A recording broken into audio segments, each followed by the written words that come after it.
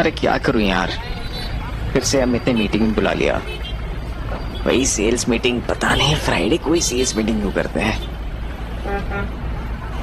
हाँ बाबा, मैं निकल गया हूँ। इस टाइम तो ट्रैफिक भी नहीं मिलेगा, तो 3 घंटे में आराम से पहुंच जाऊंगा। ऐसा लग रहा था जैसे दीपक ड्राइव करते करते अपनी वाइफ को समझाने की कोशिश कर रहा था। दीपक पिछले 4 साल से मुंबई में जॉब करते हुए अपनी वाइफ के साथ रहता था। वैसे तो दीपक की वाइफ अंजलि भी एक आईटी कंपनी में जॉब करती थी, लेकिन पिछले कुछ महीनों से प्रेग्नेंट होने की वजह से वो अपने मम्मी पापा के घर पुणे शिफ्ट हो गई थी। तो 2 महीनों से दीपक हर फ्राइडे रात या फिर सैटरडे सुबह को मुंबई से पुणे निकल जाता था और फिर मंडे सुबह ही वापस लौटता था। पर उस फ्राइडे दीपक को ऑफिस में ही काफी लेट हो गया। करीब 10:30 बजे वो ऑफिस से निकला और सीधा पुणे के लिए निकल गया। उसने सोचा हाईवे पर रुककर किसी ढाबे में डिनर कर लेगा। वो जल्द से जल्द मुंबई पुणे हाईवे पहुंचना चाहता था ताकि वहां से सीधा पुणे 2-2.5 घंटे में पहुंच जाए। बस एक बार हाईवे पहुंच जाऊं, वहां से तो बस 2 घंटे लगेंगे। इस टाइम तो भीड़ भी नहीं होगी। उस रात मौसम काफी अजीब था।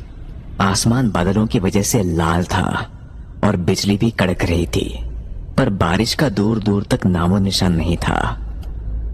क्योंकि वो बाप बनने वाला था तो इस बात से इन दिनों उसका मूड काफी अच्छा रहता था।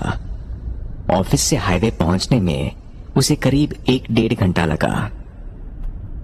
12 बज चुके थे और उसकी गाड़ी अब हाईवे पर थी।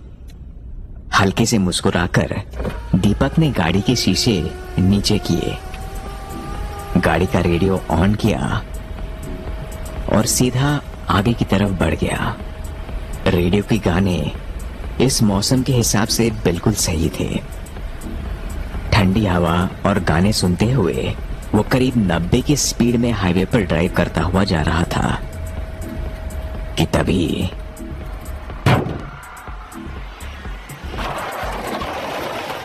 उसने तुरंत ब्रेक मारा। उसे ऐसे लगा जैसे कोई स्पीड ब्रेकर उसके सामने आ गया, जो उसे अंधेरी की वजह से दिखा नहीं। पर गाड़ी साइड में लगाकर उसने जब देखा तो उसकी गाड़ी के नीचे खून लगा हुआ था। उसने आगे पीछे देखा तो वहां कोई नहीं था। मोबाइल लाइट से उसने ध्यान से देखा तो गाड़ी के निचले हिस्से में काली बिल्ली की खाल चिपकी हुई थी।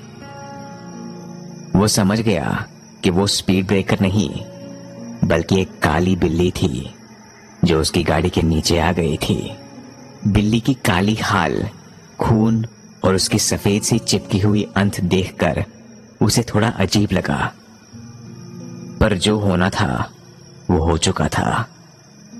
तभी उसका फोन बजा, पर दीपक इस बिल्ली वाले हादसे में उलझा हुआ था तो उसने नहीं उठाया। फोन उसकी बीवी का था। फोन 4-5 बार फिर से आया। गाड़ी को मिनरल वाटर से साफ करने में बिजी दीपक ने फोन नहीं उठाया। वैसे भी हमेशा हाईवे पर पहुंचने के बाद उसकी बीवी अंजलि एक बार चेक करने के लिए फोन जरूर करती थी। गाड़ी में बैठते ही दीपक को वहीं पास में एक आदमी दिखाई दिया जो शायद कार या बस का ही वेट कर रहा था।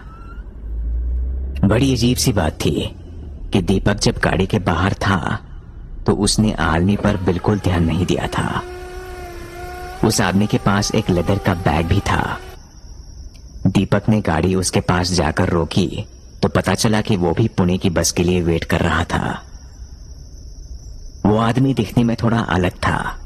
उसकी उम्र करीब 40-45 की होगी, पर उसके चेहरे पर कुछ ज्यादा ही झुर्रियां पड़ी हुई थी। वो कभी सीधे देखकर बात नहीं कर रहा था। उसकी गर्दन में गहरा सा निशान था और उसकी आवाज काफी भारी थी। उसके पास एक सफेद लाठी थी जो वो चलने के लिए यूज करता था, क्योंकि उसके बाएं पैर में थोड़ी प्रॉब्लम लग रही थी। पहले तो दीपक उसे बिठाने में थोड़ा झिझका, पर फिर इतनी रात को उसकी हालत देखकर उसे दया आ गई और उसने उस आदमी को पुणे तक लिफ्ट देने के लिए कहा। वो आदमी भी बस हल्का सा सिर झुकाकर हाँ करते हुए दीपक के साथ ही आगे वाली सीट में बैठ गया। रेडियो चल रहा था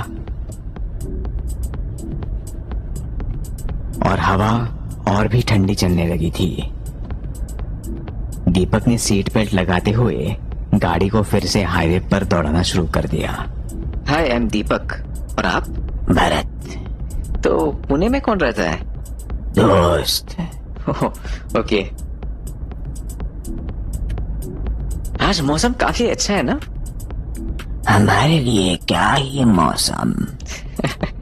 अरे नहीं, आप कुछ परेशान लग रहे हैं। चिंता मत करिए, कुछ खाने को आगे ढाबा है। नहीं, रुकना नहीं, कहीं नहीं रुकना। ओ, मैं सोच रहा था कि डिनर आपको क्या जल्दी पहुंचना है क्या पुणे? सब ठीक है? कुछ भी ठीक नहीं।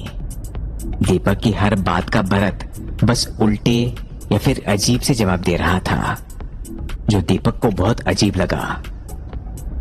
उसे लग रहा था कि भरत किसी चीज को लेकर परेशान है।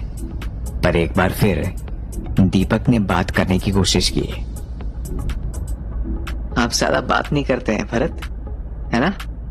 गेम खेलता हूं मैं, खेलोगे?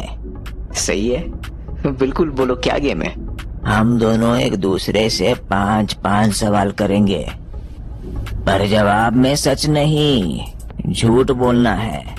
ये रूल है। अगर ये तोड़ा तो उसकी सजा मिलेगी। इंटरेस्टिंग। चलो खेलते हैं। पूछो। तुम्हारा नाम? करण। और आपका? राघव। कहाँ जा रहे हो? मैं दिल्ली जा रहा हूँ। और आप? पटना। कोई बुरी आदत है तुम्हें? कभी कभी सिगरेट पी लेता हूँ। और आपकी क्या बुरी आदत है? खून पीने और मांस खाने के अलावा कोई बुरी आदत नहीं। काम क्या करते हैं आप? भूत कुछ काम थोड़ी करते हैं। और तुम? मैं एक फिल्म प्रोड्यूसर हूँ। तो भूत जी महीने का क्या कमा लेते हैं? कुछ नहीं। और तुम? 2 करोड़। आपकी फैमिली में कौन है? एक बच्ची। और तुम्हारे परिवार में? कोई नहीं, मैं अकेला हूँ। दीपक का एक जवाब सुन के जैसे भरत जोर से चिल्लाया और हंसा। उसका ये रूप देखकर दीपक को कुछ समझ में नहीं आया। ये छठा सवाल था जो सच होना चाहिए था, झूठ नहीं। अब तुझे सजा मिलेगी। हो, अरे मुझे ध्यान नहीं रहा। क्या सजा? हाँ, तेरे पर्स में जिसकी फोटो होगी वो जाएगा। यानी तेरी बीवी। ये सुनते ही दीपक का पारा जैसे एकदम चढ़ गया और वो गुस्से में बोला, अभी हो, तमीज से बात कीजिएगा भरत, वरना यहीं उतार दूंगा। और आपको कैसे पता कि मेरे पर्स में मेरी बीवी की फोटो? तेरी बीवी जाएगी, या हो सकता है चली ही गई हो। फोन उठाना चाहिए था ना।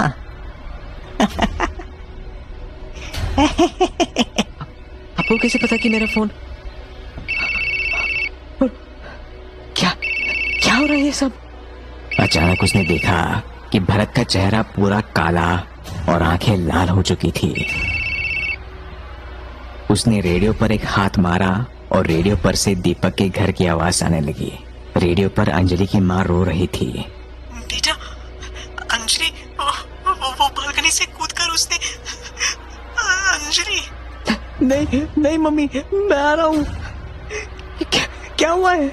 क्या हुआ अंजलि को मम्मी?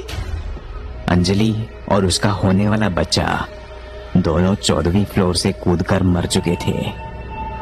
दीपक पूरे सदमे में जा चुका था और भरत, जिसका चेहरा पूरा काला और आंखें लाल हो चुकी थी, अब अपनी गर्दन टेढ़ी करके बस एक ही बात बोल रहा था, मारा था ना टीना, यानी उस बेचारी बिल्ली को। पर वो तो एक एक्सीडेंट, जानबूझकर थोड़ी। दीपक ने डरते हुए और रोते हुए भरत से कहा। वो गाड़ी से बाहर निकलना चाहता था पर निकल नहीं पा रहा था। हाईवे के हर हादसे की सजा होती है।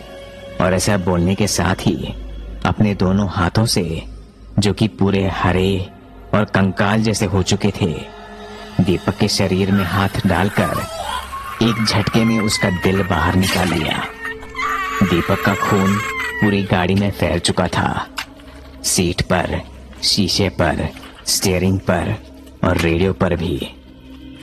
उसकी कटी फटी सी लाश को देखते हुए भरत फिर बोला, हाईवे का कोई भी हादसा पीछा नहीं छोड़ता और अपना बदला ले ही लेता है।